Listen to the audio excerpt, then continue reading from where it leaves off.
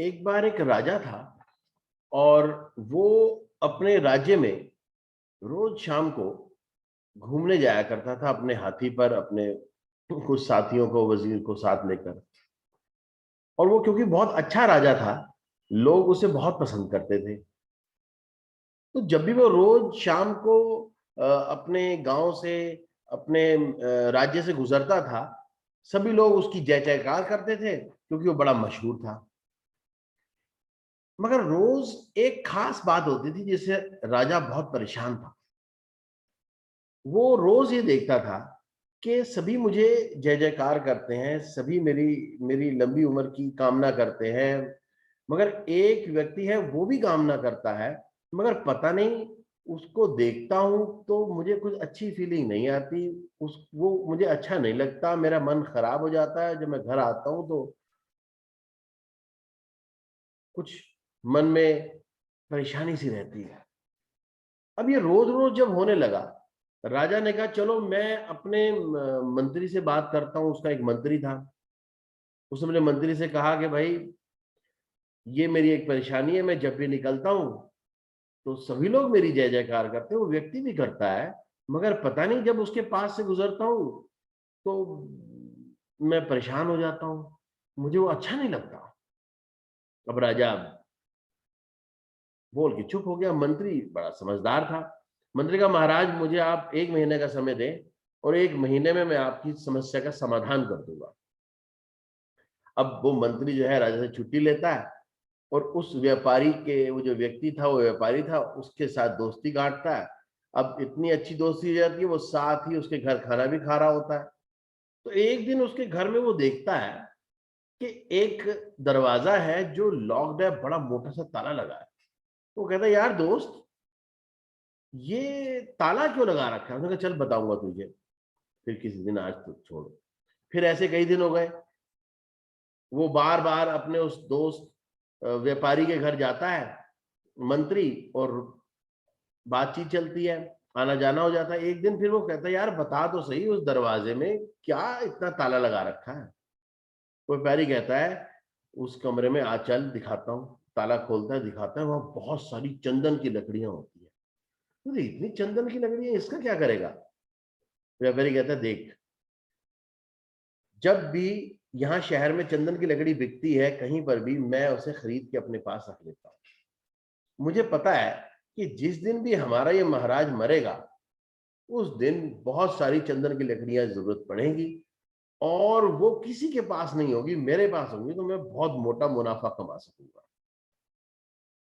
मंत्री समझ जाता है कि इसके मन में क्या था। ऊपर से तो महाराज की लंबी आयु कामना करता है, मगर अंदर से ये महाराज की मरने की प्रतीक्षा कर रहा है। और कहता है, अच्छा ये ले, तुझे ये कितने पैसे चाहिए इसे, इस सबको मुझे देने के लिए? बोलता, यार तू क्या करेगा इतनी लकड़ियों? उसने, नहीं मुझे तू दे दे। बोलता, चलो जी। वो उससे सारी की सारी मंत्री जो है लकड़ियां खरीद लेता है। अब फिर, अब लकड़ियां खरीदने के बाद उसके मन में जो विचार थे वो विचार खत्म हो जाते हैं। अब महाराज को कहता है, महाराज अब आप फिर जाइए बाजार में आज, अब तक तुम्हें 1 महीने तक रोका हुआ था, अब मैंने समाधान ढूंढ लिया, अब आपको परेशानी नहीं होगी। अब महाराज फिर आते हैं, उसकी दुकान के आगे से गुजरते हैं। अब वो व्यापारी दिल से महाराज की उम्र की कामना करता है, महाराज की जय हो, महाराज की लंबी आयु हो। पहले तो ये था, महाराज की जय हो, हाय कब मरेगा? आज अब मरना बंद। अब महाराज भी घर पहुंचे और बड़े सुकून से ये बात हुई। आपके मन में, आपके माइंड में रेडियो ब्रॉडकास्टिंग और रिसीविंग स्टेशन लगा है, ये भगवान का लगाया हुआ है। ये वाईफाई बहुत स्ट्रांग है नेटवर्क में। आपके मन के जो भी विचार हैं किसी के प्रति, वो उस व्यक्ति तक पहुंच जाएंगे। कभी कभी ऐसा है कि हम किसी के प्रति बहुत बुराई करते हैं, कुछ बहुत बुरा बोला, और उसको पहले पता चल जाता है, वो जब मिलता है तो वो बदला हुआ होता है, भले ही आपने ना बताया हो। और कभी कभी किसी से हम बहुत मोहब्बत करते हैं, किसी से हम मिलना चाहते हैं, और उसका फोन आ जाता है, वो खुद आ जाता है। आपके मन में ऐसा बहुत ही पावरफुल ट्रांसमीटर लगा, रेडियो स्टेशन, रेडियो रिसीविंग। अगर मुझे आपके मन के विचारों का पिछले 6 महीने का ग्राफ मिल जाए तो मैं बता सकता हूं कि आपके जीवन में प्रसन्नता रहने वाली है या अप्रसन्नता। ये सिर्फ व्यक्तियों तक यूं ही नहीं, आपके जीवन पर भी असर करता है। जो आपके मन में ख्याल ज्यादातर समय तक रहता है, आपका मन, आपका माइंड उससे मैग्नेटाइज होता है।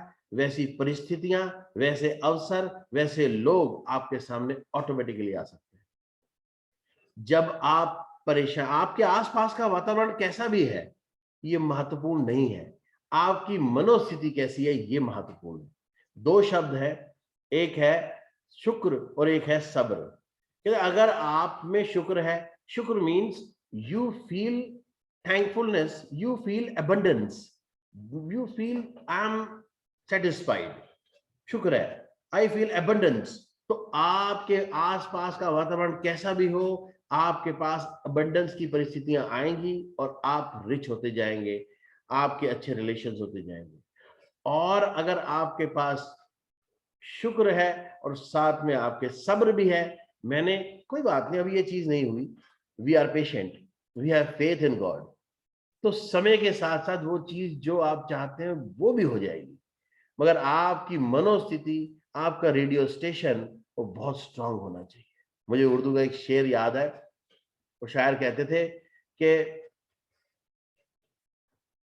इधर तलब हुई उधर घटा छाई, इधर तलब हुई उधर घटा छाई, मैं क्यों कहूं तेरी रहमत ने साथ छोड़ दिया।